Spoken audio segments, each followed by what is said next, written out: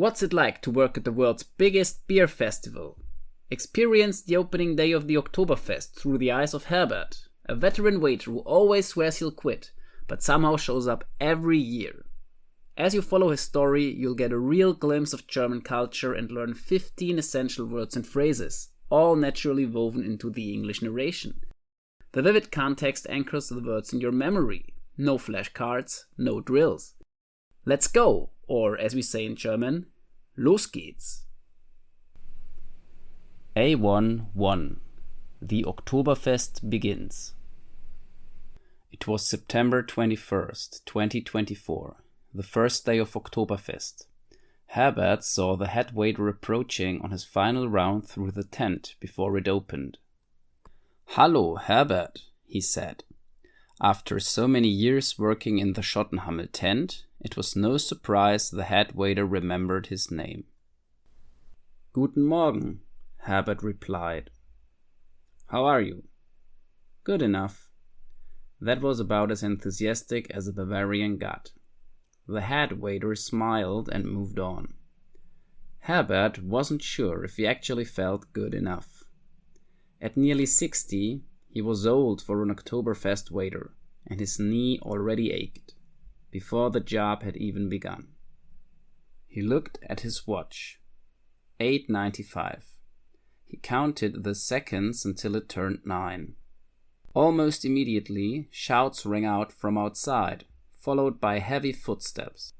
From his position, he could hear the fastest visitor arriving at the security check at the entrance. "Hallo," panted the young man. "Guten Morgen. Can I see your backpack?" said the security guard. Seconds later, the young man entered and made straight for one of the central tables. More people poured in, and Herbert's tables quickly began to fill. Thus began 16 days of equally grueling and lucrative work. His first customers were a group of young men in Lederhosen. "Ich möchte bitte eine Cola," said 2 of them. The third also asked for white sausages. "Gerne," said Herbert, and went to fetch their orders. His next customers were also young men in Lederhosen, but tourists this time. They said, "Hallo," and "Ich möchte bitte ein Bier," as if they had rehearsed it. Herbert had to disappoint them. "Entschuldigung, but there is no beer until 12. 3 hours later, Herbert leaned against a wooden divider with a clear view of the tent's raised stage. The mayor of München stood on it, hammer in hand. He placed a tap onto a beer keg and began hammering it in. Beer gushed out, and he caught it in a mug. "O zapft is," he shouted. The 189th Oktoberfest had officially begun.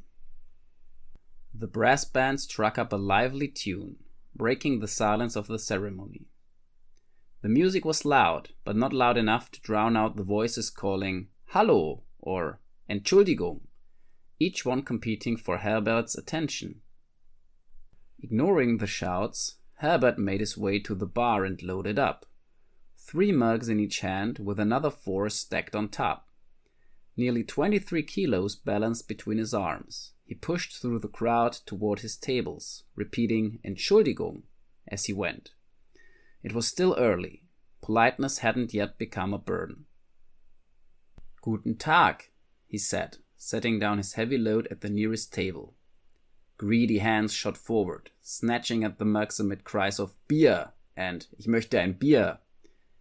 Each mug cost 15 euros this year, but that did nothing to dull the thirst. "Bitte," Herbert said, passing the beers one by one. "Danke," the visitors replied, and they meant it, as indicated by their tips. Herbert wasn't on the tent's payroll. Tips were all he earned.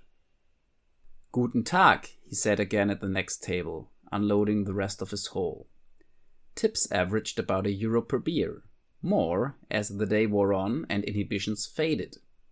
The faster he served, the better the pay. That's why he took this job, and why he did it gerne. He rushed back to the bar. Not long after the opening, a guy climbed onto a beer bench. With all eyes on him, he tilted back his mug and started chugging. The crowd roared in approval. Seconds later, the beer was gone, and he soaked up the applause. "Hope it was worth it," muttered Herbert. Security was already waiting. As soon as the guy stepped down, they walked him out. And tschüss. Aside from the occasional beer chug or Stein holding contest, Herbert's Oktoberfest followed the same rhythm. Ja, bitte, ein Bier. Here you are. Danke. As the hours passed, the Guten Tag, bitte, and gern geschehen faded from his lips. Fatigue settled in. His knee throbbed with each step. After 6 p.m., not once did he say Guten Abend. Instead, he just barked, Ja, as he reached each table. By the last call at 10:30, he was on the brink of collapse.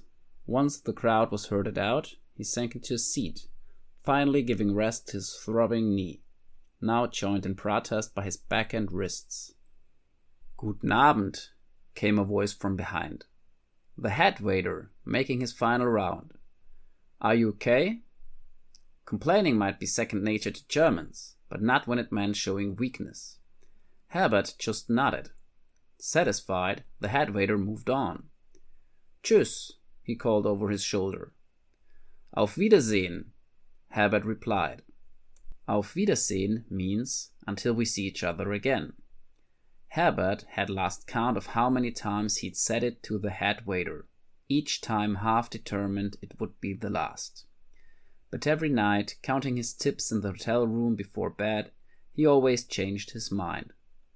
A good waiter with good tables could earn over €500 a day, net.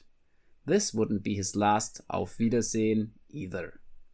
With earnings like that, who wouldn't come back gerne? He looked at his watch. 9 o'clock again tomorrow. That was part 1 of our story series, where English gradually fades and German takes over. Each episode adds a few more words, and before you know it, you'll understand full sentences without even trying. Click the screen to jump straight to part 2, or let the playlist run and keep learning without any breaks. And if this method works for you, subscribe, so you don't miss the next chapter. Bis zum nächsten Mal. See you next time.